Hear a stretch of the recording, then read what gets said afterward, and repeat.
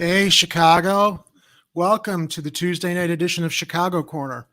That double intro was brought to you by my cat Oreo, who decided to jump onto the keyboard, as he often does.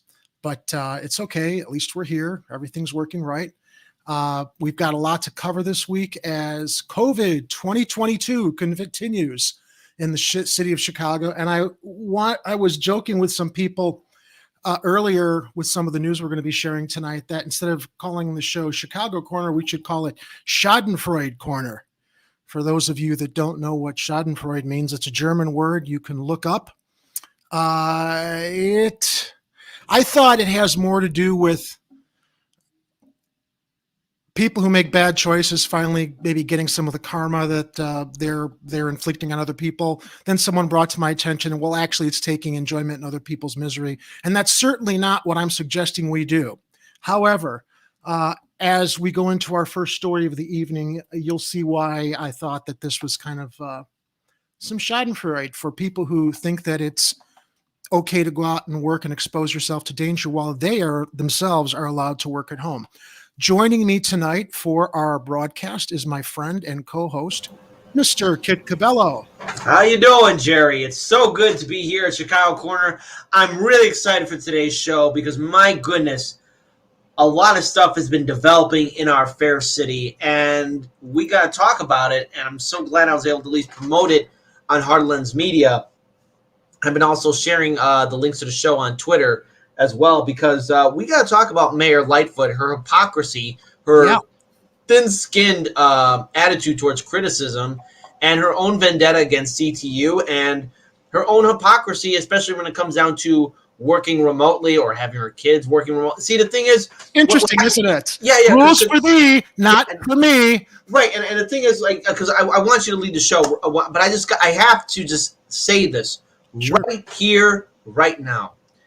This story isn't about COVID, really. It's about Chicago corruption and the failures of this entire city, how it treats Chicago public schools, and how Lightfoot is hiding behind the COVID pandemic in order to do this. Because we talked about this on last Friday's show. So the thing is, this isn't about COVID. This is about Chicago corruption. And COVID is a perfect scapegoat. Sorry, I don't mean to yell. No. Bring the levels down just a little bit because I don't think we're equal. I don't want us to peak out. Sorry. But you say she's hiding behind it. Yes, but I would. Okay, so you say she's hiding behind it. I would disagree. I would say she's using it as a weapon. She is holding these kids hostage. She is abusing her position as mayor to use the public school system as a weapon against the teachers union that dared to stand up to her in the past, citing relevant concerns regarding safety with in-person learning, since the schools are not testing every day as the teachers asked for, are not providing the schools with the PPE that the schools asked for, that we're now wondering where the funds went to that were allotted for these things that should have prevented this remote, this vote on having remote learning. Because as we also discovered this week, I think almost $2 billion or over $2 billion that was given to Chicago in federal aid for pandemic relief, which would include helping the schools, went to pay down the city's debt. So it went to the banks, Kit. Once again, federal bailouts benefit the bankers, who I think can wait. Oreo, I know you want to join the conversation, but it's getting a little bit serious here. You know what I mean? So yeah, hiding behind. Well, now she's hiding behind it in her house. Mm-hmm. Although she's been using this as a political situation, as a weapon to strike back at the teachers. And the hypocrisy and the irony and the karma coming back to bite her in the ass. Thoughts and prayers to Mayor Lightfoot, but this is what the teachers were afraid of going into work themselves. They had legitimate concerns, getting sick from the students, getting sick from each other. This is why they wanted to remote learn for 2 weeks until the safeguards that they agreed on last year were put in a place that she and Martinez decided to pull the rug out from under them. So, right. Well, before we get started into the article too, and I do apologize for just yelling, but just no. I'm not mad at you for yelling. I'm actually just worried about our levels with the audio. Right. But what I want to get clear to the audience is that I understand everyone has their different points of view about going back to school, closing things down, lockdowns, vaccines, masks, all of that. That's irrelevant right now. The story that's being ignored, especially when I see it on social media, it's not about COVID. This is about Chicago corruption and how you have the ruling political elite using it, as Jerry pointed. I'm going to say that you are correct in it, using it as a weapon so that they can get their agenda done. Because remember, the Chicago establishment, especially the political ruling establishment, has for a long time been privatizing many things that have been benefiting the city. Take, for example, Chicago transportation, Chicago parking. Now, Chicago Public Schools have always been on the chopping block, and I want to remind everyone, too, that the city, Mayor Lightfoot, in the city of Chicago, Mayor Lightfoot and previous other mayors have appointed the elected council of Chicago Public Schools. These people are appointed by the mayor, not elected by the people. So the thing is, Mayor Lightfoot and her ongoing vendetta against CTU, it's just another door opening to, again, abolish Chicago Public Schools and make the lives of Chicago teachers and students and faculty that much more difficult. This is about Chicago corruption, not about COVID, not about the policies. This is about Chicago corruption and protecting the teachers. And right now, I'm also really upset with CTU leadership, and I know we'll get into that. But anyways, Jerry, I think you should take it away. I just wanted to... Yeah, no. I think how social media is twisting it, because this is about Chicago corruption, not about COVID. Yeah, Kit, no, I have no problem with you leading with your righteous anger here. I think we're both coming from the same place in what we're observing here, and how, she decides that she lives by a different set of rules than the rest of us, but she always has. Yeah. As far as she dictates policy, and I don't make a mistake when I say dictates policy. Let's go into the article that came to us from Block Club Chicago today. I will share what they shared when this news broke this afternoon. This came from Kelly Bauer. Lightfoot said she credits her vaccine and booster shots with protecting her health after testing positive for COVID-19 on Tuesday morning. Well, that's great. I mean, good on her. But, here we go. She's spinning that into using it less for what the teachers are pointing at, that even the vaccines and the boosters aren't protecting people. And while Mayor Lightfoot might not have any comorbidities, there are many other people that do. And that's why when people pick up Delta or Omicron, they're concerned about it. The mayor, who revealed her diagnosis in a tweet, said she is experiencing, quote, cold-like symptoms but feels fine. Lightfoot's announcement comes as Chicago and all of the United States is seeing a surge in COVID-19 surges due to the Omicron variant, which is thought to be more contagious. Earlier today, I tested positive for COVID-19, Lightfoot wrote on Twitter. I'm experiencing cold-like symptoms, but otherwise feel fine, which I credit to being vaccinated and boosted. I will continue to work from home while following the CDC guidelines for isolation. This is an urgent reminder for folks to get vaccinated and boosted, that it's the only way to beat this pandemic. Notice what she places the emphasis on. The vaccinations and boosters, not working from home, following the guidelines for isolation. Lightfoot's positive test Tuesday came just hours after the city and Chicago Public Schools reached a deal. By the way, school is resuming tomorrow, everybody. That's our other story. During a high-profile negotiations with the Chicago Teachers Union over in-person learning.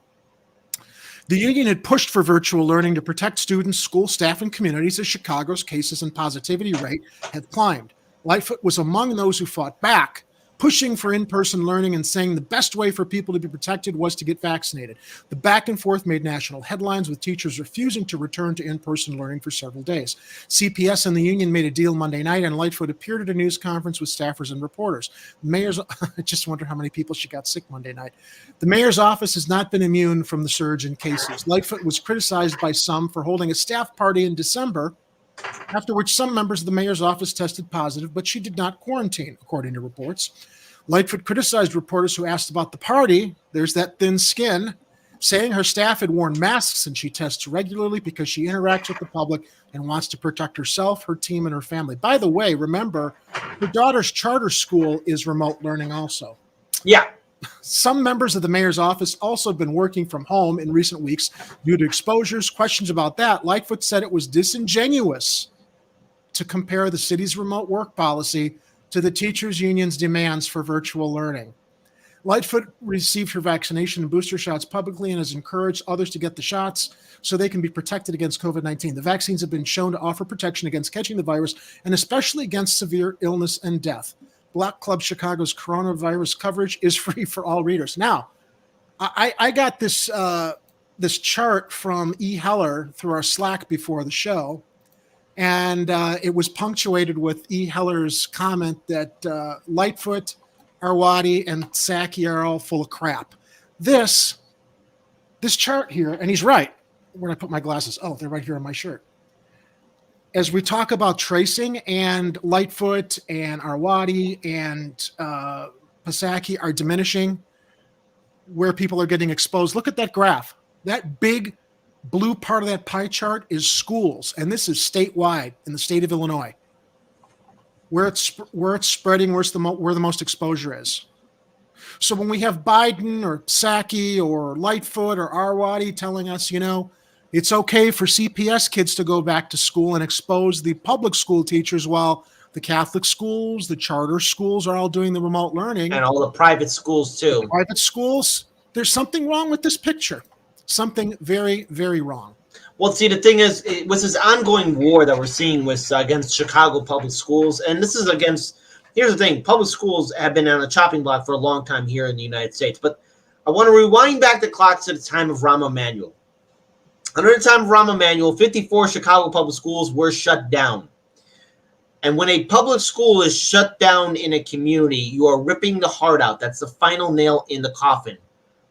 Property values go down, services go down. Communities get abandoned, and that's how you get this gentrification that's happening in the city of Chicago, especially on the south and west side neighborhoods, predominantly Black and Latino neighborhoods, working class communities. Mayor Lightfoot, right now, again, enacting this policy towards Chicago public school. Look, I know we all want to return things back to normal. I'm right there with you, everyone. And at this point, the ink is already dry. Sadly, I think we're all going to get coronavirus. There's nothing any one of us can do to truly stop it. It has won. The ink's dry on that. We had a failure of leadership at the federal all the way down to the local level. A failure of leadership, a failure of the media. But the thing is right now, what I don't like is that Mayor Lightfoot has been using this pandemic as a way to keep the schools open so that businesses can be happening. So that people can be back at work. Yeah, people can go back to work. But the thing is, this is a way for Lightfoot also to get control of which schools are going to be receiving funds, and also which schools will remain open, because a lot of communities, especially when the lockdown happened in 2020, were severely impacted here in the city, and a lot of people had to, leave. There's a mass exodus of people leaving Chicago. This is a way of Lightfoot for her and her mayoral administration to basically control soon-to-be valuable property lots. Take, for example, and what do I mean by this? Well, look at when Jamal Green did that sit-in at that abandoned Chicago public school.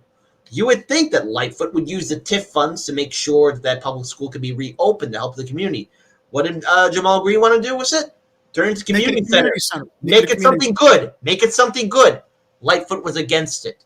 Help give kids a diversion. Because all the money's going to the police department so they can just arrest the kids who've got nothing good and positive to do with their time. Right. And there's another thing too that I want to bring up, especially with Lightfoot, and how she has been once again showing her hypocrisy. She got the pandemic, and now she is at home. Got the virus. Yeah. She's got the virus. She's at home, ruling the city at home. Her kid goes to charter school. They're doing remote learning. Why are the charter schools, religious schools, private schools being treated differently than the public schools? Why is Mayor Lightfoot having this on-again, off-again war with CTU and public schools? It's because Lightfoot is angry that CTU actually did that walkout in 2019. Yep. This is once again showing Lightfoot's thin skin. This is once again showing why everyone, especially in 2023, we need to vote for a new mayor. Lightfoot is the one that's been enacting this policy. And I wish that we had a different mayor, because the sad fact is Lightfoot has been using this as a weapon, and she doesn't care. She doesn't care about Chicago public school students. She doesn't care about working class communities. If she gave a damn about gentrification or anything else that's impacting these schools, because a lot of these schools will be shut down, sadly. You would think that Lightfoot would enact TIF funds to make sure that these public schools are well funded and that there can be the option of remote learning. And the reason why the CTU was doing the remote learning, or using that, was against this opening of schools, is because there was a promise by Lightfoot and her mayoral administration that there was that option of remote learning. 100,000 laptops. Lightfoot, use the TIF funds. You can be good if you choose not to. If you choose to. But she doesn't even have to use the TIF funds. They're wondering where all the COVID relief funds went. Exactly. She mismanaged those also. So yeah, TIF funds aside, she was given money specifically from the federal government to put towards all of these liabilities right now that we're facing CPS, to keep it open and to keep it safe. And that's the bigger question now too. Yeah, great. She's hoarding the TIF funds. Emmanuel hoarded the TIF funds. They all hoard the TIF funds. Right. She was given like a golden ticket by the federal government, and she still didn't put that money where it was supposed to go. Yeah, and now, wait, Lightfoot, you paid off debt with federal government money. You know, you could have paid off that debt maybe even with the TIF funds too, by the way. But then again, Lightfoot, you don't want to dip into your slush fund. She wanted to balance the budget to look good, is what she wanted to do. This was all about her wanting to continue through her term. Oh, well, you know what? Lightfoot, she balanced the budget. Yeah, but she used federal TIF funds. It wasn't her. I mean, some people might say, oh, yeah, that was bright, using the federal funds to pay down our debt. Well, it was a political calculation is what it was. The banks can wait for their money, right? The kids can't, who need to go back to school. She miscalculated, figured she was going to look like the hero, finally bringing Chicago's budget under control. And this is the mess we've got to clean up now because of that bad choice. Now, one of our viewing audience members asked, what are TIF funds? Tax increment financing. It's for urban regeneration. It's for rebuilding schools and communities. So Aspen Fallen, you're asking about TIF funds. Here's a book. I hope you can write this down if you have a pen or paper, or just you can rewind this video. It's called Chicago's Not Broke, written by Tom Tresser, Tomtresser. Chicago's Not Broke. That's the book. We're not broke. And to give you a very, very quick, just a little bit more detail on that, every neighborhood in the city, when property taxes and other taxes are paid by residents, there's a certain allotment that goes into the tax increment financing fund. And as Kit said, that money is supposed to basically help provide infrastructure and support for neighborhoods that are in distress. And what we often see is the mayor, whether it was Emmanuel or Lightfoot now, they allot that money towards redeveloping downtown for tourists, and they don't put that money into the communities that are most at risk. And knowing the millions, I don't know what the current amount of money is in the TIF fund. I don't know if it's billions, but with the millions of dollars that the mayor has at their discretion that they should be putting towards these at-risk neighborhoods, they're not doing it. They're hoarding it. There are a lot of emergencies we have in Chicago in these neighborhoods that the mayor just doesn't feel the money should go to, because I think that most mayors think that these neighborhoods are occupied by second-class citizens, is really what it comes down to, because the privileged neighborhoods are the ones that get all the money when the mayor decides to dole the money out. Agreed. You know, and here's one other thing too. You know, Lightfoot doing all this, especially with her war against CTU, what's her overall plan, especially when she wants to run for re-election in 2023? What's her overall plan? What is her main goal? Because at this point, she has nothing to really say that, you know, she has nothing to really run on. Or what? She was mayor of the city during a pandemic? She was probably planning on saying, I got the kids back into schools. I balanced the city budget. I gave $500 a month to how many families from the federal relief? That's what that was her calculate. That is her calculation. She was against UBI too. Her face. Yeah. She's against universal basic income. What, she gave $500 to family? Really? Well, she's going to. That's something that she proposed in the budget, but it's going to be a very limited amount of families that get that $500 a month. And I'm glad that they're getting it. I thought when she announced it, well, you know, at least it's a step in the right direction. But as we understand now that the rest of the money's been mismanaged and paid to the banks, it pisses me off. It was a token gesture is what it was. I will be surprised if anyone gets $500 from the city. This is Mayor Lightfoot we're talking about. Someone who can't be an effective leader. The city, again, we had to deal with Rahm Emanuel, but my God, I never seen such incompetence from a mayor. Here's the thing. I know that my grandpa lived during the time of Mayor Daley and, mayors that had more than just 2 terms. But my goodness, honestly, I remember in the final years of the Daley administration, but now going with Rahm Emanuel and then going with Lightfoot, I can honestly say I've never seen a worse mayor in this city than Lightfoot at this point. Yeah, I'm sorry, I keep dropping my glasses off my desk. I thought Rahm was bad, and I was so grateful when he announced he was leaving. I don't think I ever imagined anybody could be worse in different ways. Yeah. And hey, mea culpa, I voted for Lightfoot, but again, I thought that she was the best of the bunch of rotten apples that we had in that barrel, and I wanted to vote for somebody in Chicago because I didn't vote in the presidential election. I was so disgusted with our choices there, and I'm like, well, I need to vote for somebody locally and stand up. And I did listen to all the candidates, and I do say that Preckwinkle probably would have been as bad, if not worse. So agreed. Once again, it's like shit sandwich. We're going to choke on one or the other. So choose your poison. Whew, let's talk about Hey, those. Jerry. Hey, Jerry. Oh my goodness. Hey, yes. Hey, Jerry. Yes. Hey, Jerry. What are you doing? How did you get a camera? How did you get a camera? What are you doing? I'm doing the show. What's the show? What's the show? The show is Chicago Corner. You know damn well what the show is. All right. Is that thing where you sit in front of the screen all the time? Yeah, and you always walk on my keyboard and screw up the controls when I'm trying to talk to people. Oh, is that what? Oh, sorry, about my that. little boy? I didn't mean to do that. All right, I know you did. I'm sorry. All right. Hey, is that Al Pacino? Where? Down there. Talking about me. Is that Al Pacino? Hooah! Looks like it. Hey, put me on a flavor improving mug and don't forget to feed me later, okay? You got that automatic feeder in the kitchen. All right, let's get to. Okay, bye. All right, let's get. All right. Kit, I had nothing to do with that. All right, so let's find out where that money went.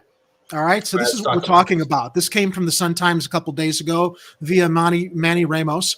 Feds urged. Yes, go ahead. And if I could add one other thing here too, folks, this is the case in point that I'm talking about with the story with Lightfoot, how social media and a lot of people have been getting this wrong. This story with Lightfoot and CTU, it's about Chicago corruption. Yep. COVID is just a character in the background. Which we talk about every Tuesday and Friday. Yes. We should call it Corruption Corner, Kit. Yeah, no, this is about Chicago corruption.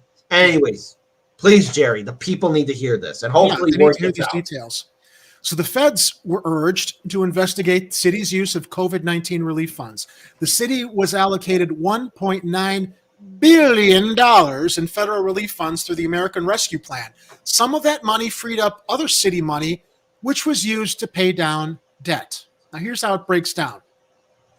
Community organizers and Alderman Rosanna Rodriguez of the 33rd are calling on federal officials to investigate the city's use of COVID-19 relief funds, claiming the mayor's office wrongly allocated money to pay down city debt instead of helping residents as intended.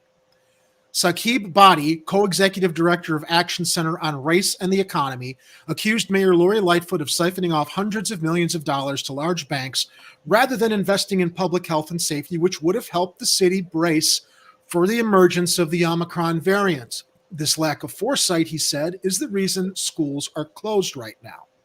The mayor decided to lock children and teachers out of their classrooms rather than assure that their school buildings were safe, Body said in an online news conference. I use the word decided intentionally. This is a choice that Mayor Lightfoot made when she decided to give our COVID relief money to J.P. Morgan Chase and other investors. The city was allocated $1.9 billion in federal relief through the American Rescue Plan, which was intended to ease the economic blow that the COVID-19 pandemic had on cities and states across the country. Lightfoot's original plan called for using more than half of that to pay off $465 million in scoop and toss debt and cancel plans to borrow $500 million more. That plan drew criticism from some city council members, and when the U.S. Treasury Department guidelines issued in 2021 nixed that idea, the mayor's financial team devised an end run. Instead, the mayor used hundreds of millions in relief funds to replace revenues lost to the pandemic in 2020 and 2021. That freed up other corporate fund revenues, and that money went forward retiring debt that had been refinanced, often called scoop and toss, because it scoops up existing debt and by stretching out the payments tosses that obligation further into the future. So this was calculated. The federal government said, no, you can't do that. So Lightfoot and her staff figured out a way to go around what the federal government said you cannot do with these funds. Last week, the Treasury Department issued its final ruling that states or cities can't use these funds to pay off debt. Here's the thing. Mayor Lightfoot, she already did it, Body said. She put off spending the COVID money for half a year, hoping the federal government would change the rules. Our schools and communities lost precious time because the mayor was holding out hope that she would get permission to give our recovery money to America's largest banks. Cesar Rodriguez, a spokesman for the mayor's office, called the allegations patently false. Our financial team has been extremely conscious to ensure that we followed the Treasury guidelines. That's why they sat a half a year and did the runaround in the other way.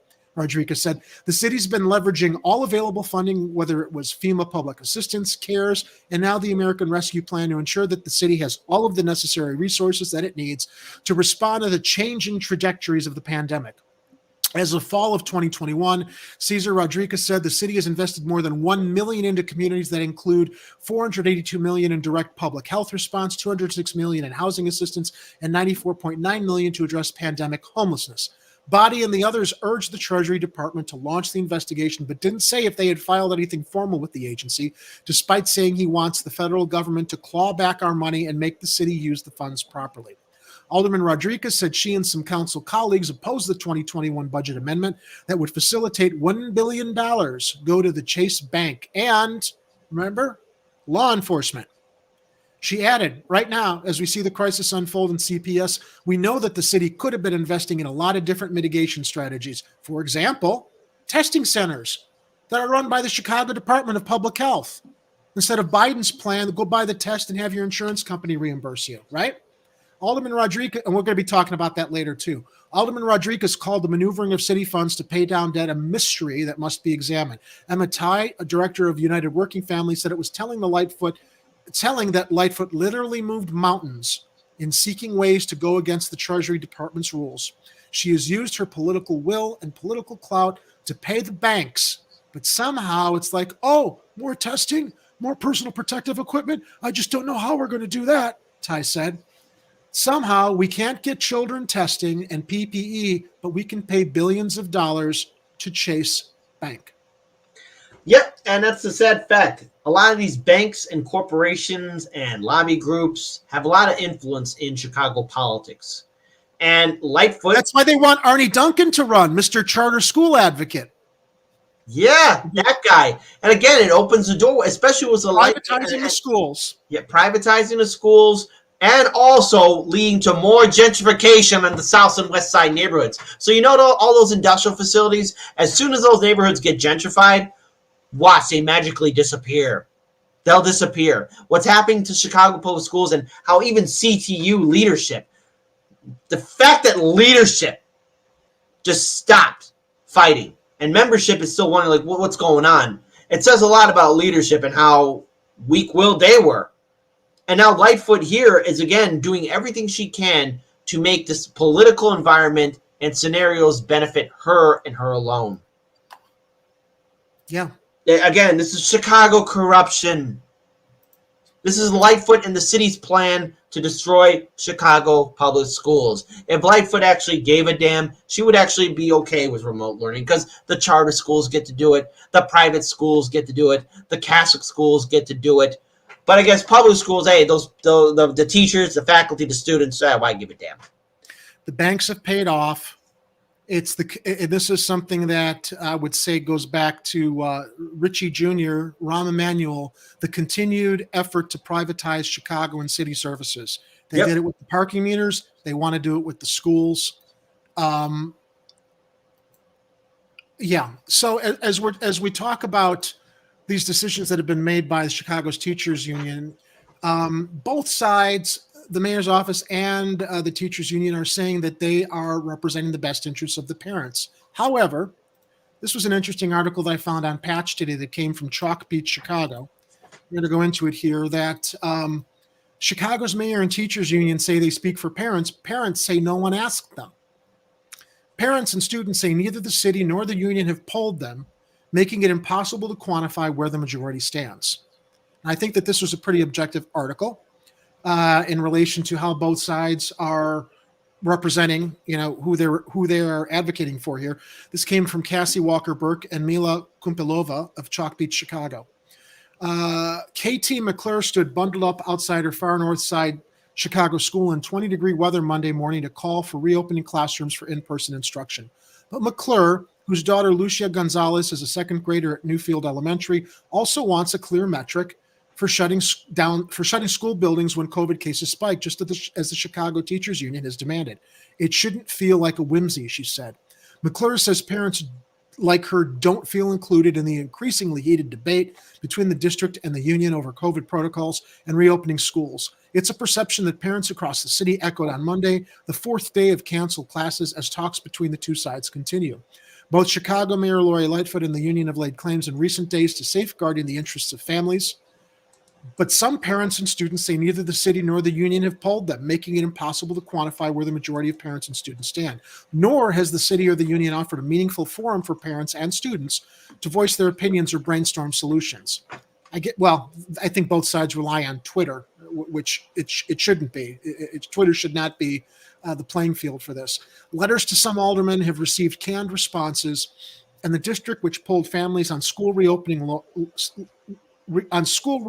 last school year, has not tried more recently to collect citywide data on where parents stand amid the latest COVID surge. It's a fair point. Often where parents stand is not a simple pro-district or pro-union proposition. McClure supports a return to in-person learning, but other parents feel caught in the back and forth that has forced a standoff. Some teachers, while locked out of their emails and direct communication to parents, and that was Lightfoot's doing, were taking their case directly to families at the start of the week, standing outside schools to talk to families in the neighborhood, hosting small meetings with parents and students via Zoom, and posting letters to their school communities on social media. At a virtual press conference hosted Monday by the nonprofit Kids First, parents serving on the group's advisory council had sharply differing takes on virtual learning and COVID safety, but they were in agreement on one thing. Many parents don't feel that their perspectives and needs are reflected in the war of words between the mayor, district, and union officials. Karonda Locust, whose children attend Cather Elementary and Uplift Community High School, believes virtual learning exacts a steep academic and mental health toll, especially in the city's communities of color. She said the district has done a lot to put COVID safety measures in place, and she feels her children are safe at school. She said she appreciated that Uplift reopened to provide enrichment activities for students Friday, and Cather followed Monday. In contrast, Tiara Pearson, a mom of 3 Chicago public school students at DePriest Elementary and Clementi High School, said she kept her children home after the break because it did not feel safe amid the surge in cases. She said she was taken aback when she reported one of her children had COVID-like symptoms, and the schools encouraged her to send the other 2 who are fully vaccinated to campus. But Locust and Pearson both said parents should have more of a voice in the standoff between the district and the union. Here it is. Our kids are used as pawns in a political battle over power and control, Locust said. These decisions being made are affecting our babies, not just CTU and CPS.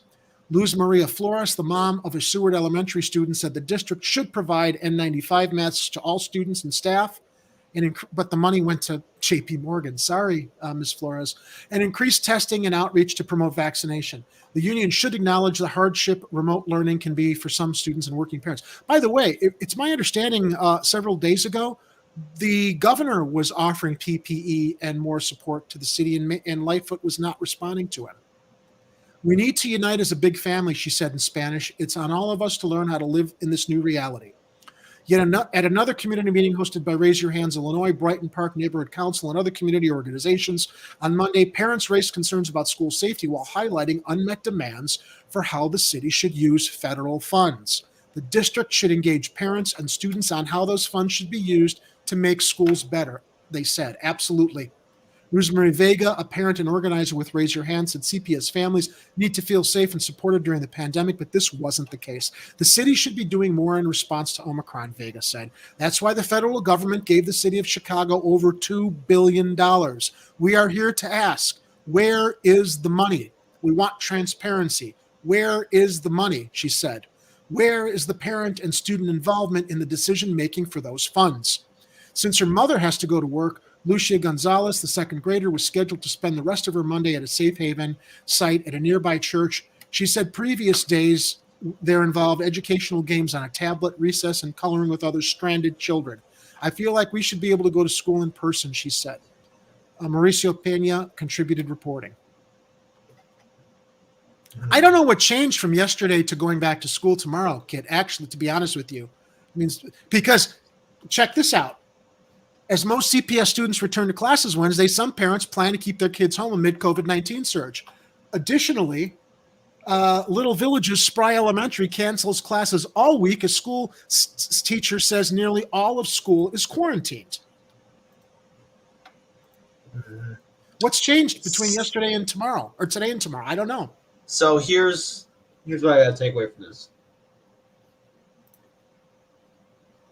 The families and the students in Chicago, even before the pandemic, have been used as political pawns. And the result is always the same. We see leadership from CTU fail, just like they failed this time around. We see the city government fail, like they always do. But who always ends up truly winning?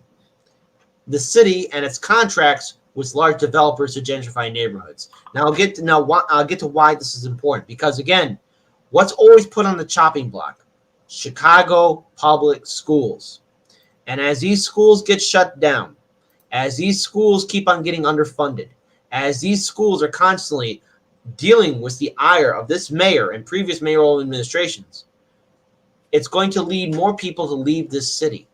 And what happens then is these public schools get shut down. And I mentioned earlier in the live stream that when they are shut down, this is the beginning of the end of a neighborhood. It leads to gentrification. And many years ago, we actually did a coverage of in Inglewood, where a public school was, at risk of being shut down. And you had the community, faculty, teachers respectfully saying why it should remain open. Well, what happened? That school was open again, but it was for new students, not for students in the neighborhood. That's what happened. There's injustice in this city, and it's done by the politicians. And the thing is, how much longer must the people of Chicago deal with this inept leadership? There are good people in Chicago. There are good people in Gotham. But we have bad leaders representing us. 2023 is the next city election, and we need people from the city to step up and run for office, for city council, and yes, for mayor. We can't afford another term of thin-skinned Mayor Lightfoot. This job is not for her. We can't deal with it anymore. Yeah. So far, the only candidates who've hinted at announcing are Fraternal Order of Police clown John Catanzara, charter school flunky Arnie Duncan, and we've got Lightfoot, who's clearly begun her second-term campaign by these efforts to balance the city's budget and claim that she sent kids back to school. I don't know. I mean, we really need some stronger candidates to emerge. That's for sure. Agreed. Let me go back to that Block Club Chicago story that I had started. As I said, I don't know what's changed between today and tomorrow. As most CPS students return to classes Wednesday, some parents plan to keep their kids home amid the COVID-19 surge. Some parents who kept their kids home last week plan to keep their kids at home this week too. I don't think we're going to be safe for a couple more weeks, to be honest. And, frankly, that is what the Chicago Teachers Union was asking for. Let's keep closed for another 2 weeks. I don't know why they agreed to go back tomorrow when last week they were proposing we need another couple of weeks to get things under control and get proper safeguards in place. Hey, Ed, welcome. Hey, You've Jerry. got some thoughts. Yeah, just one. You kept saying you're not sure what had changed, and it might be a minor thing, but just today, I think it was either this morning or late yesterday. Lainey Peterson let us know that the Chicago Department of Public Health just got a big supply of KN95 masks that they were going to start distributing through the different alderman offices. I don't Oh, know. I saw the alderman. I saw them being released to the alderman. I didn't realize it was for schools. I thought that was just I don't for people know living if in the it's for wards. schools, but Yeah. it would appear to me that if Lightfoot caught wind of that, she would definitely take advantage of that to get masks for teachers. Right. And whether that is part of of her excuse to try and get them to come back to school early or not, I don't know. And then we also should be aware that even though the CTU delegates voted to return to class on Wednesday, the teachers, are still voting. Okay.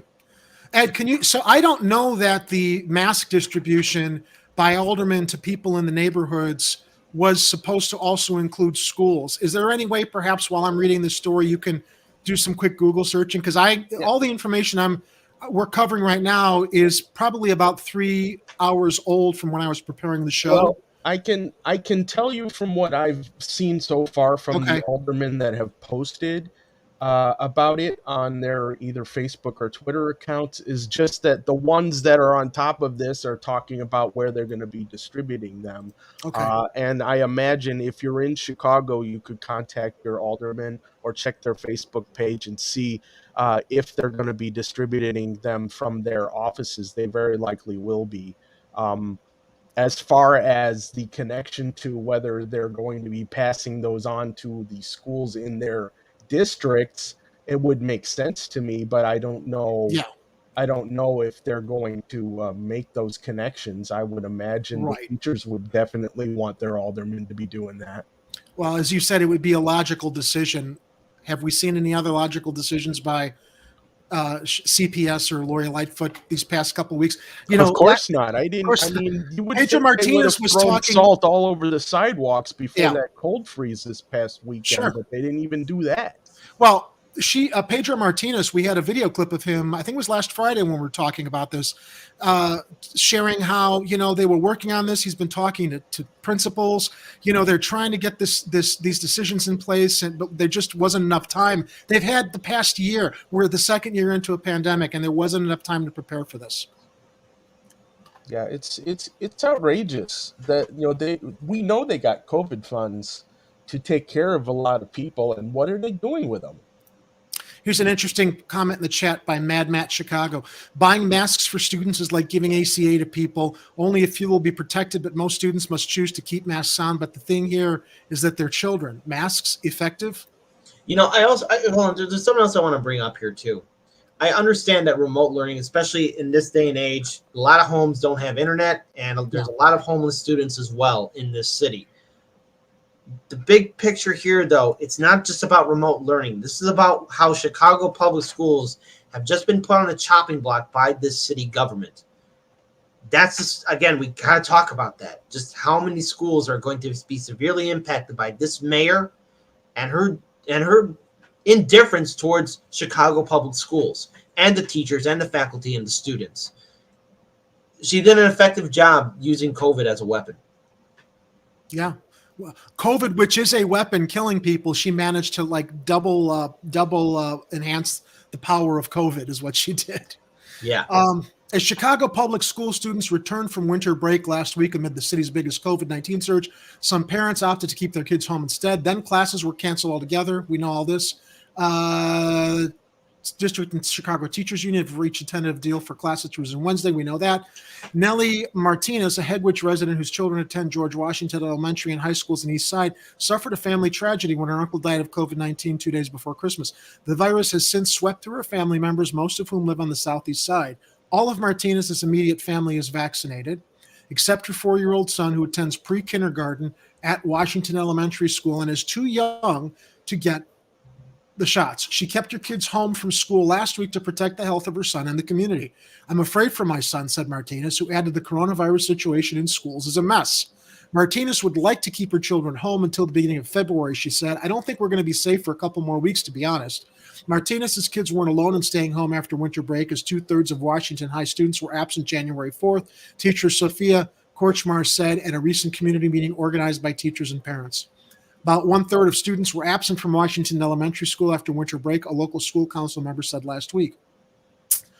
Ebony Scrutchins' children, who attend Suter Montessori Elementary School near West Side and Westinghouse College Prep at Humboldt Park, are also among the students who stayed home last week and won't return this week. She doesn't have a choice. Her family's under quarantine until next week after she tested positive for coronavirus Friday and her son's classmate tested positive. Now, we see a lot of people all over social media, kids saying, well, Omicron, it's not as deadly. It's not as deadly to those who've been vaccinated and boosted, but what about those who haven't been vaccinated? Additionally, it's spreadable. It's more not spreadable. It's more contagious. So they're seeing 3 times the amount of patients than they were before with Delta. So when you've got this surge of Omicron patients, even if it's not going to be fatal, it's quickening the spread of the virus to those who may have also been vaccinated and have some protection, or those who've got comorbidities. We are looking at. I don't want to start getting into the argument about vaccinating or not vaccinating. I'm tired of it. I just don't do that anymore because you're not going to convince people. My opinion is to err on the side of caution. And that's what some of these parents are doing. They don't want other people to be exposed because you don't know who might catch it, who is vulnerable to it. I'd say that these parents are being very responsible. I know everybody wants to go back to normalcy, but these are not normal times. We can't go back, said Scrutchins, a special education classroom assistant at a West Side public school. I myself am in a CPS-ordered quarantine. My 7-year-old, somebody who tested positive, was at school Monday and Tuesday, so her class switched to remote. Scrutchins kept her kid home once winter break ended, as they never received take-home COVID-19 tests from the district and struggled to get tested elsewhere in the final days of winter break, she said. Once I saw the issues with the district's testing, this was another thing that the teachers brought up. They don't have the tests at the schools. Why? Oh, and did you Where's the hear money the for it? story about Where's how the money? someone's running some fake testing sites all over the state or possibly the country? Well, we've seen. We reported on the pop-up COVID test sites last week, and that the governor said people shouldn't trust those COVID pop-up sites if they can find more professionally run sites or government-run sites. There's another story that came up with. Tell me about this. Does that relate to? Well, I think we're talking different? about the same one. Okay, yeah. All the pop-up sites. Once I saw the issues with the district's testing and attempted to go get them tested elsewhere, the facilities around Chicago were jam-packed and or not offering results for several days, she said. About half of students at the school where Scrutchins works were absent last week before classes were canceled, though. She showed up to a school building for work all week, she said. Despite testing positive Friday, Scrutchins said Tuesday she had not been contacted by district contact tracers. Anybody that I was with in the building Friday, they would be at work today, she said Tuesday. This is the slow process that we're having an issue with. Unless I reach out to coworkers myself, they wouldn't even know to get tested. Mayor Lori Lightfoot said the city would release details of the reopening agreement once the union gives its final approval, but she outlined some of the terms Monday night. The two sides agreed. Okay, that's all been updated. We know what's happening tomorrow. So this is all all the parents relating what their concerns are is related to the previous story that they haven't been asked or polled what they feel is best, although the outbreak continues. And as we also mentioned, Little Village's Spry Elementary cancels classes all week as teachers say nearly all of the school is quarantined. Yeah. Should I read the details on that story, or it's more the same? Yeah, it's the same story. I'd just be reading the same statistics if I went into the story about Little Village's Spry Elementary School. We have basically the same concerns all over again. It's, the parents don't have enough money to stay home, or they're getting pressured to go into work. And so the mayor is getting pressured to get all those parents back to work. And so then the businesses are what's pressuring her. It's the businesses that she's aligned with that are pressuring her. And then the parents are torn. So you get the ones that want to keep their kids home and safe, and then the ones that want to keep their kids home and safe, but they can't because they have to go to work. And it's terrible because the reality is the big issue here has nothing to do with how mild or spicy you think that Omicron is. It has to do with if people are sick, they should not be forced to go into work or school. It doesn't matter what your opinion on how sick they are is. Yep, if they're exactly. sick, you don't want them spreading it to someone else. You know, case in point, I want to bring up something. In 2018, I got a real bad case of pneumonia. And this was when we were still on radio. And I remember calling up Daniel. It was like 4 days ago because we did the show every Saturday. And I just said, Dan, I can't host the show. There's something wrong with me. I don't know what it is. And I was able to get tested, and I had pneumonia. And it was a long recovery. And this was when I was still working at Costco too. And there was just no way. I was so out of it. And, you know, I got tested, thankfully. If I waited any longer, it would have gotten worse. You know, I lost about 20, 25 pounds because I thought I just had a regular cold until I had a family member say, I don't think you have a cold. I think you have something else. And I had pneumonia, and it was a terrible experience. And the thing is, I'm pretty sure a lot of my coworkers are very grateful that I didn't go to work with pneumonia, you know. But this is political, Kit. The lines have been drawn. It's not about medical, the public health crisis we have. Everybody is determining, well, it's okay if some people get sick because we got to get back to normal, because this is how our political leaders on both sides have divided us also. And they're both guilty. Both sides are guilty of using this as the same way that Lightfoot is using it to grasp at her power. Both sides of the aisle are doing the same thing nationally, and it spills down to us. Yep. Agreed 100%, gentlemen. So did we hear today, I caught a little bit of this news that Fauci was getting grilled over the fact that he's finally being forced to acknowledge that this may have escaped from a lab?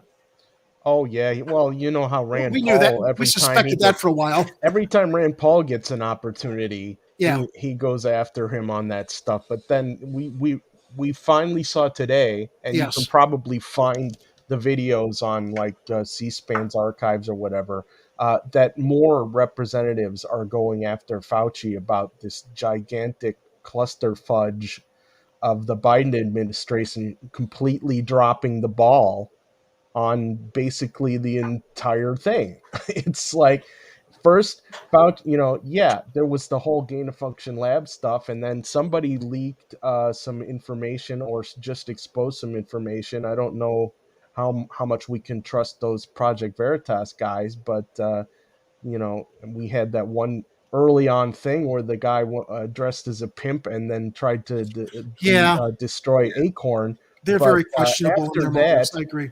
But after that, it kind of feels like they're at least trying to go for some kind of truth. Yeah. At least digging up the dirt on things. And, and it didn't take a rocket scientist to figure out that this is probably where it started. I mean, even Jon Stewart went on TV to talk about that stuff. And and the thing is, you had his old pal trying to shut him down, and it's just like Stephen Colbert, who's sold out. Yeah. So, but by the way, there was a chat that caught my attention. Gabo Hernandez wrote this. I'm lucky I have a family that helped take care of my kid.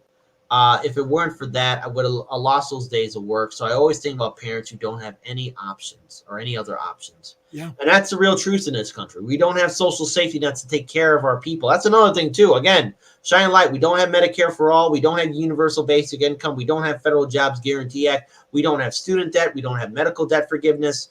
At this point, like, working class people are put between a rock and a hard place, and these politicians.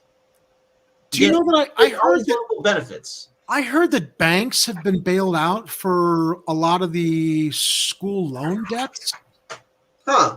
I read something about, and I wish I had. It was a national story. I basically skimmed over it, or maybe I read it on Twitter, that most banks have been bailed out on unpaid student loans. So why are students still paying their loans back when the banks have been bailed out on it? I'm going to double check that, but I know I read it somewhere, and I believe the person who posted it was a legitimate source. Oh, so Donnie Posner asks, who is the Rona destroyer? So the Rona destroyer, if you saw on our show thumbnail, Donnie, two Halloweens ago, Mayor Lightfoot decided to dress up as the Rona destroyer, a superhero, and do a press conference at Halloween. But she didn't really just like retire the character at Halloween. She decided to bring out the Rona destroyer on several other occasions. Video that somewhere. Yeah. Let me. I can pull it up. E. Heller, go on a quick bounty hunt for the Rona destroyer. Send it to us because the people need to see this. Yeah, it's her alter ego. It's her Batman to her Bruce Wayne, I guess, or whatever. But Yeah, so when she nicknamed herself the Rona Destroyer, I figured it was only appropriate in the show thumbnail to COVID battles the Rona Destroyer. Apparently, the Rona Destroyer is down for the count right now. All right, Yes, I think we our actually have good it. friend I'm looking Dana for it. Fairbanks dug this one up. Thank you, on Dana Twitter. Fairbanks, MD. Do we have a link? I'm looking in the Slack right now to find it. just Let me- sent No, go in the private chat. Go in the private in the chat. private chat. Gotcha. Oh, you want me Okay, to jump? okay. Okay, hold on. I got it. No, that's fine. Let me copy the link and bring it up on screen here. Paste and go. So this comes to us from Twitter.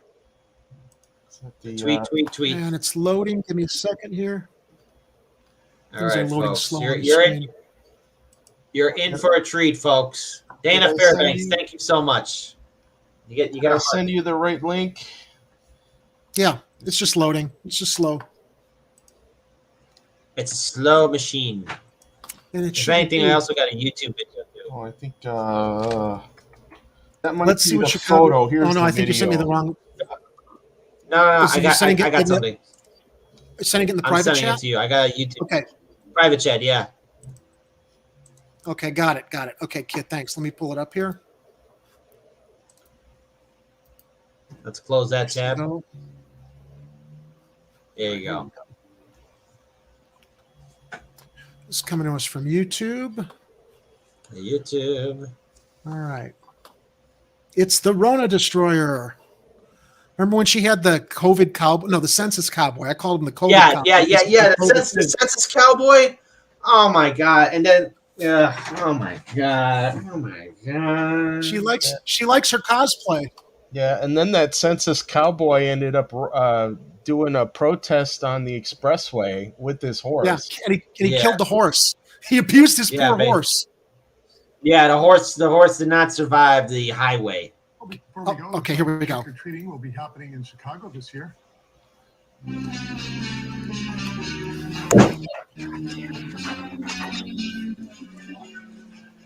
Yeah, that's Chicago Mayor Lori Lightfoot coming out in full costume, cape and mask as the Rona The Destroyer. Rona Handing out Destroyer. candy to reporters and staff at her daily news conference.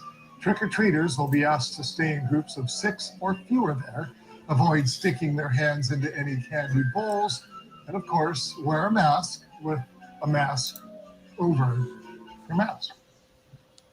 That's it. Yeah, she did I that love- right I love- before I love- Halloween, I think. But she pulled the costume out again after that when she was doing some other press conferences. I love the scary music, the spooky music that went along with it. Let's talk about now the at-home COVID tests that nobody can seem to get at the schools. All right. So I wouldn't say that this is a feel-good story necessarily, but it does provide at least a little bit of instruction for people who are having a problem finding those at-home test kits. All right.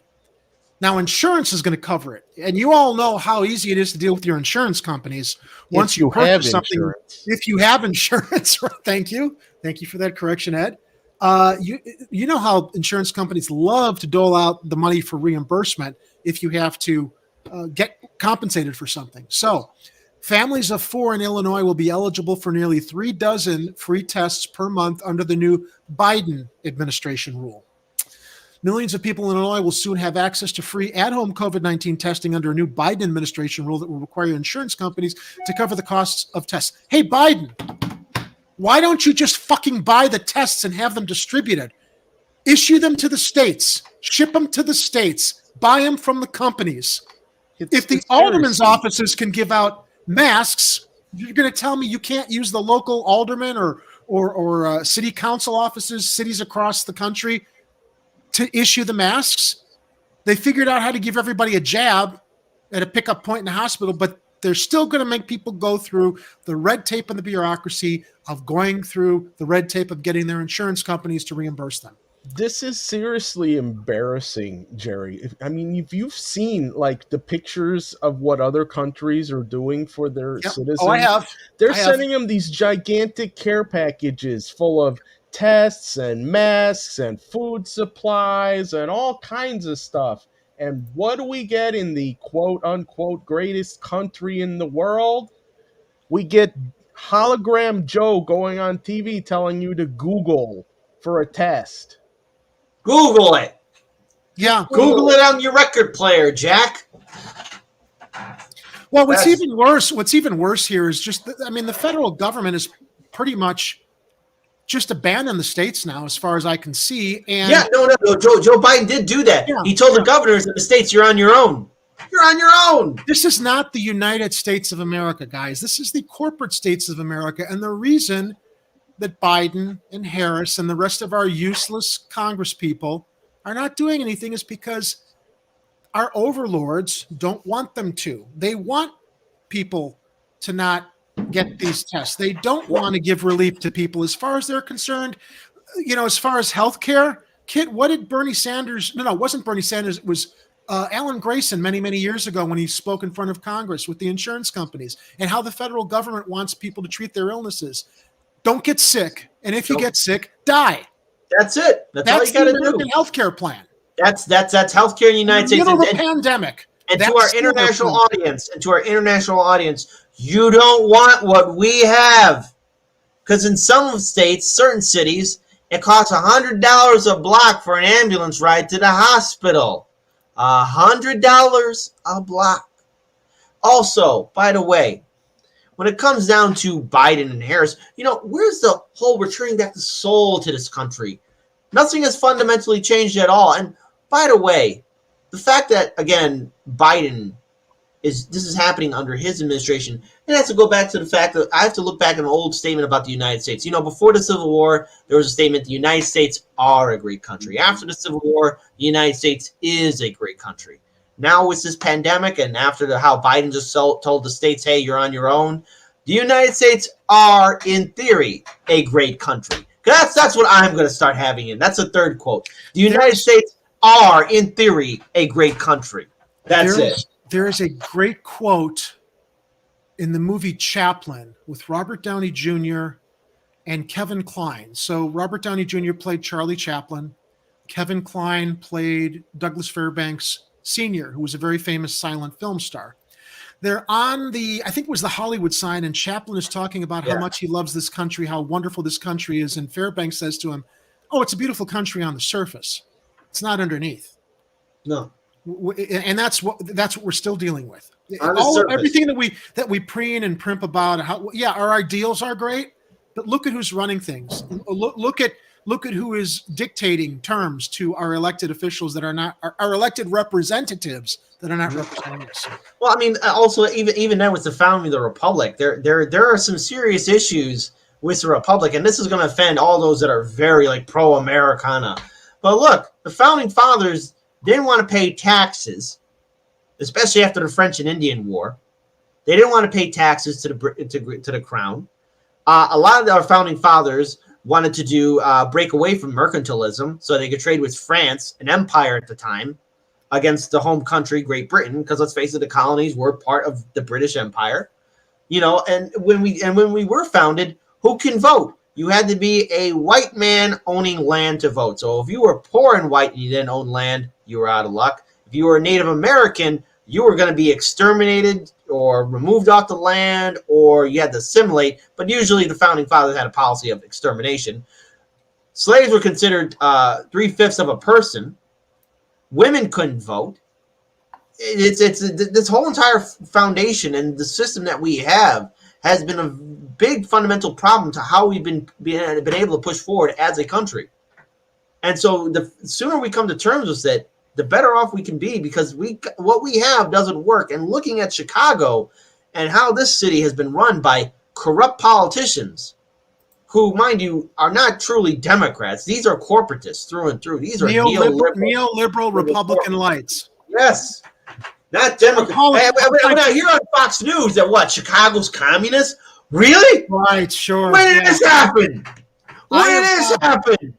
I've revised my nickname for Nancy Pelosi. I used to call her Ice Cream Pelosi. My new nickname for Nancy Pelosi is Ronald Reagan in a wig. Yep. Because she loves her Ronald Reagan. She always quotes Ronald Reagan, masquerading as a Democrat. Yeah.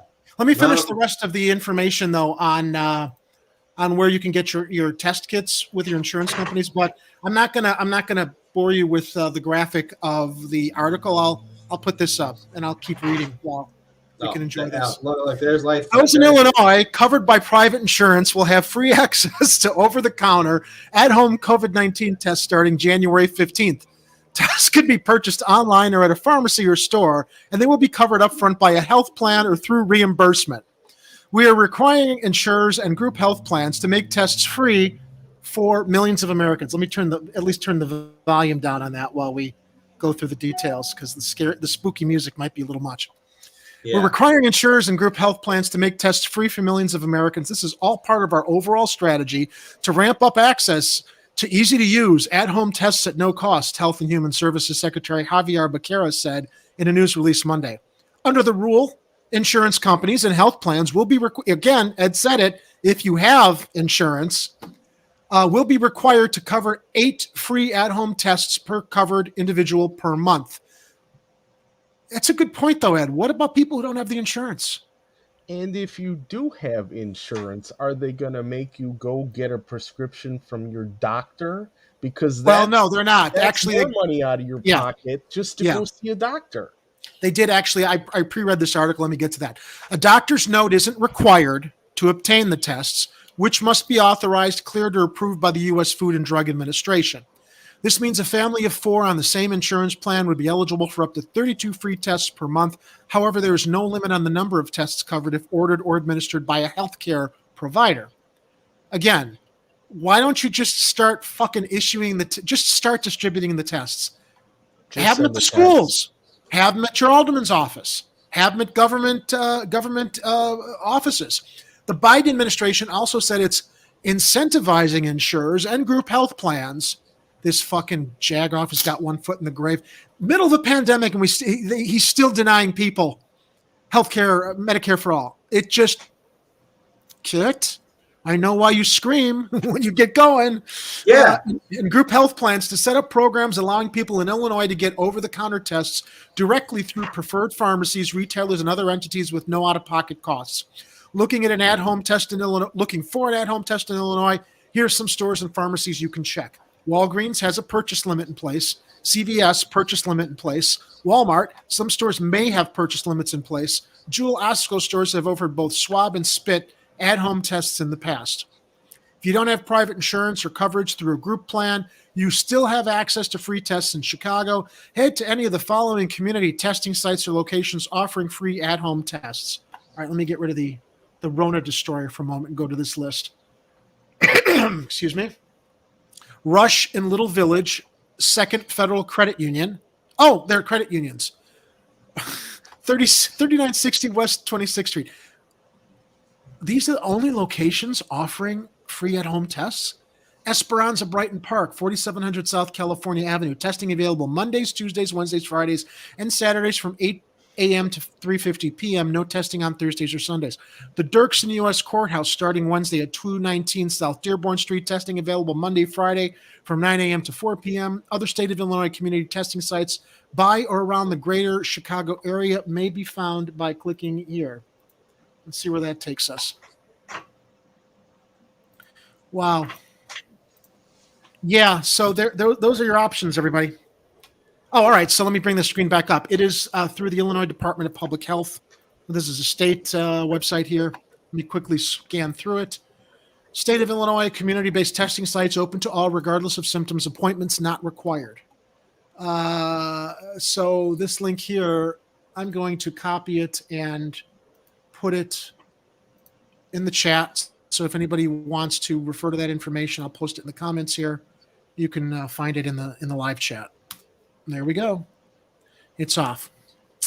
So those are the options. So at least the Illinois Department of Public Health has a more comprehensive list of where you can go get free testing.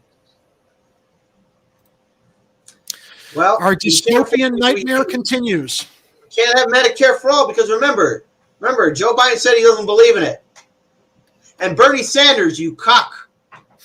You know, you gave the fight up for your good pal, Joe Biden. What'd you get in return? My good pal, Joe Biden. He's a very good friend of mine. Good pal, good friend. We disagree on some things, Kit. We disagree on some things, but he is my very good friend. Well, all I know is as Obama, he's doing exactly what I told him to do. My legacy is secure.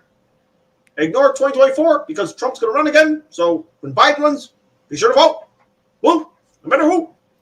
And Nancy K promotes the power of cinema. Absolutely. I've seen both these movies. If you can't stand reading, and then at least watch the movies Inside Job and Wolves of Wall Street. If that doesn't freak you out, you'll never get it. The Wolf of Wall Street, yeah. The Wolf of Wall Street. Wolves of Wall Street. I think that's a documentary. Wolf of Wall Street is still a good movie too. It's the DiCaprio movie. Well, unless she means maybe she means Wolf of Wall Street. I don't know if there's a documentary called Wolves of Wall Street. Nancy, maybe you can clarify in the chat. If you're talking about Wolves of Wall Street, that is it's a narrative feature film that has historical context, but it is dramatized. Inside Job is a documentary. So two different genres there to kind of get some insight. So Nancy K says, I'm firstborn in my family in the U.S. I'm Polish. My mom always said she wished she had picked Canada. My closest friend is from Iran. She's so grateful to be in the U.S. Well, I will say there's a big difference between Iran and the U.S., but I would say if I didn't have family here in the U.S., Canada has often looked very good to me. Yeah. Hey, by the way, to our international audience, trust me on it, you don't want our health care. So if you have any jag-off politician trying to say, hey, we should do something the Americans have, you stop that person right away. You don't want what we got. Don't let anybody tell you that they should privatize your national health care. You really don't know how good you have it. Do it. Yes. You don't want what we got. You don't want what we got. Nancy K clarified Wolf of Wall Street, the DiCaprio movie. Okay. Yes. Thank you, that's Nancy. great movie. Now I actually want to watch it. Another great movie, The Big Short, is really good too, and Margin Call with Jeremy Irons, which is also just tells you the corruption within our financial systems during the 2008 meltdown. No, you know it's really great because I know we got to wrap things up. Yeah. Sorry, I don't mean to hold you back. No, go. I'm always willing to go. There's a great scene in The Dark Knight Returns when Bane is at that stock market and the guy says, what are you guys doing here? You robbers? There's no money here. And Bane says, then why are you here? And he just then why are you here, kid? Why are you here? I do a very biggest plot hole ever in a movie. I know. There are a lot of plot holes in The Dark Knight Rises, even though it was a nice. It didn't live up to The Dark Knight, I think it was Batman is supposed to be the world's greatest detective, right? And as soon as he did most of his detecting in The Dark Knight. Somebody stole his fingerprints. You'd think the first thing he would do was call up his banks and tell them to disable the biometrics on those things. That is a plot hole bigger than the hole that Bane made in that football stadium. There you go. You're right. Someone had mentioned, here we go, Kit's speech is starting to make me feel like Chicago needs Batman. And Aspen Fallen, I've said it before, I'll say it again, if I only had two good legs. With that, I'm going to wrap up our broadcast for the evening. Kit and Ed, it's always a pleasure to have you on with me to wade through the shit that we report on Tuesdays and Fridays. It's better to wade with your friends, try to get through to the other side than do it by yourself. So I always appreciate all your insight and your expertise as we analyze what's happening in the Chicago news cycle. Anything that either of you want to share before we wrap things up?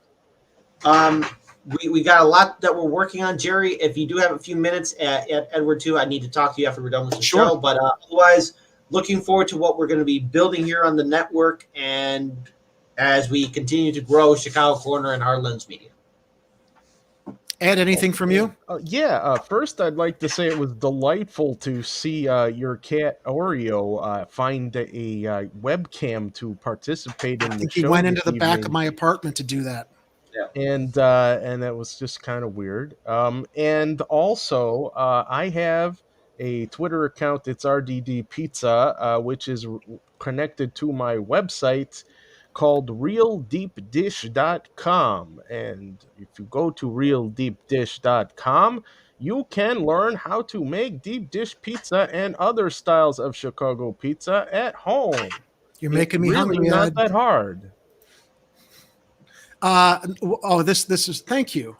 Nancy K tells us this is a nice show, and Ryan Clark tells us, you know what's another great scene? When the Martians go to Congress and Mars attacks. And the old lady's laughing. Ha! They blew up Congress. They blew up Congress. I don't know if anybody's seen the TV show Designated Survivor, but I gotta think that's wish fulfillment by whoever the showrunner was when that show was created. I was shocked that it actually got approved, but that's another one that's some really good wish fulfillment. All right, guys, we'll be back again on this Friday. I want to share with everybody, please, as the week goes on and crazy stuff happens. Please take care of yourselves. Be safe. Watch out for each other. Remain vigilant. And remember, happening on the streets, you'll hear about it here on Chicago Corner. Stay safe, everybody.